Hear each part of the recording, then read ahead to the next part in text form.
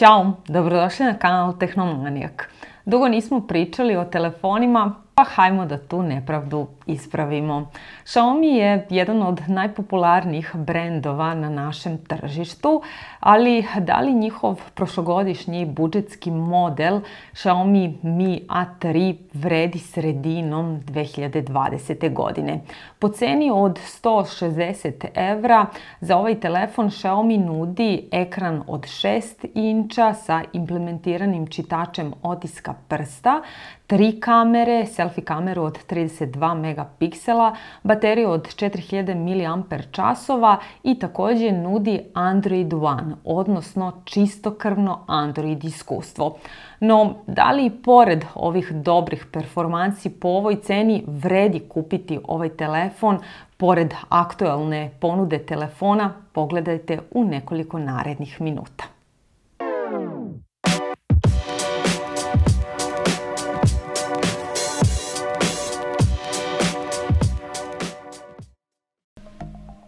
Telefon je treća iteracija u seriji A. Za očekivati je da je svaka generacija bolja od prethodne, tako da je Xiaomi malo promenio materijale. Sa prednje i zadnje strane su tu Gorilla Glass, dok je okvir plastičan. Zadnje staklo je blago zaobljeno i baš se lepo spaja sa okvirom, tako da telefon zaista deluje čvrsto. Iako je telefon od 6 inča, na prvu ćete uočiti da je malo uži u odnosu na druge, što jako znači prilikom baratanja. Stabilno stoji u šaci i, meni jako bitno, mogu komotno da baratam jednom rukom. Sa prednje strane su minimalni bezeli i neuporedivo manji noč u odnosu na Mi A2. Ova je u obliku suzice i tu je smeštena selfie kamera. Ukoliko vam ovaj noč baš bode oči, možete da kopate po podešavanjima i da ga uklonite, ali zaista ne vidim razlog da to činite. Telefon je dostupan u 3 boje, plava, siva i bela holografik. Sve moćno izgledaju i zamislite, minimalno se vide tragovi prstiju. Strava! Sa donje strane telefona su 2 rešetke, mono speakerfon i zvučnik koji je dovoljno glasan, ali je malo slabiji bas.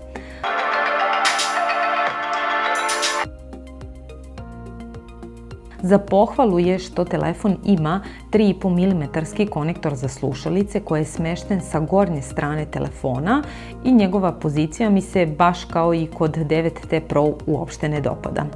Nažalost, slušalica u pakovanju nema, no to je i za očekivati jer je Xiaomi želeo da ovaj telefon bude što jeftiniji, ali zato dolazi sasvim korektna silikonska maskica. Mnogi hejtuju Xiaomi zato što je za ovaj telefon izabrao Super AMOLED ekran manje rezolucije 720x1560 piksela, što je ujedno i najveća mana ovog telefona. Ja ne bih rekla da je lošiji od drugih iz ove klase telefona. Tu i tamo ćete zapaziti da slika nije ultra oštra, naročito ako ste baš blizu ekrana, ali budimo realni, valjda tako ne koristite telefon. Boje su žive sa dobrim kontrastom. Sada, čitljivost ekrana na otvorenom pri jakom suncu i nije baš najbolja. Ovu recenziju snimamo leti, pa pod jakim suncem često mi se dešava da maltene ništa ne vidim na ekranu. Ovo pričam pri osvjetljenju ekrana od oko 60%, kako meni najčešće stoji.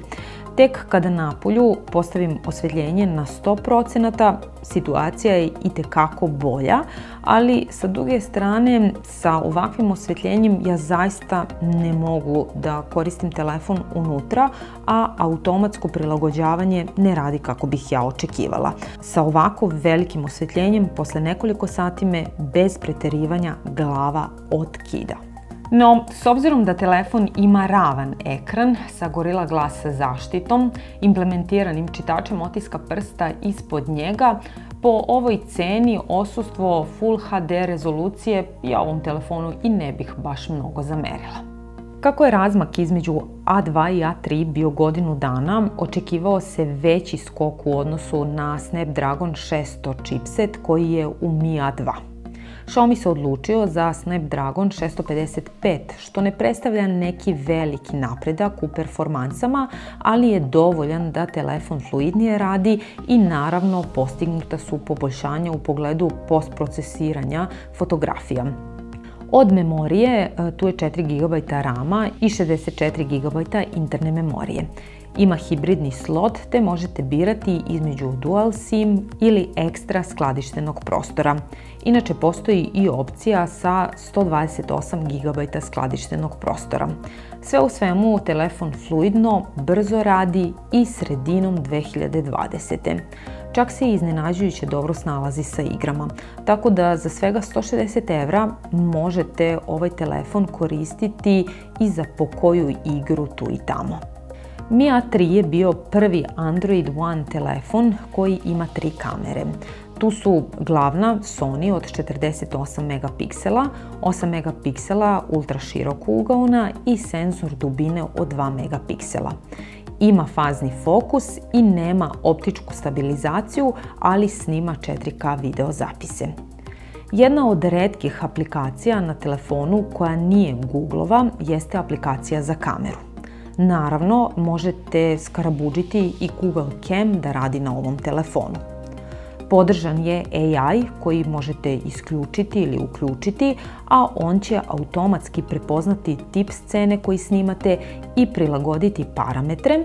Tu su i HDR, a fokus možete usmeriti i zatim podesiti ekspoziciju, a od režima snimanja su foto, video, portreti sa zamućenom pozadinom. U zavisnosti od pozadine, nekada je to ok, nekada deluje skroz veštački. Tu je još i noćni režim koji je solidan, zatim panorama i pro režim snimanja gdje imate dodatne opcije podešavanja svetla, fokus i mnoge druge. Za slikanje u uslovima mraka mnogo je bolje koristiti noćni režim jer su slike sa neuporedivo više detalja, realnih boja i više kontrasta. I naravno, kao što je i za očekivati, šum je manji. Ultraširoku ugaonu kameru za slikanje noću treba izbjegavati.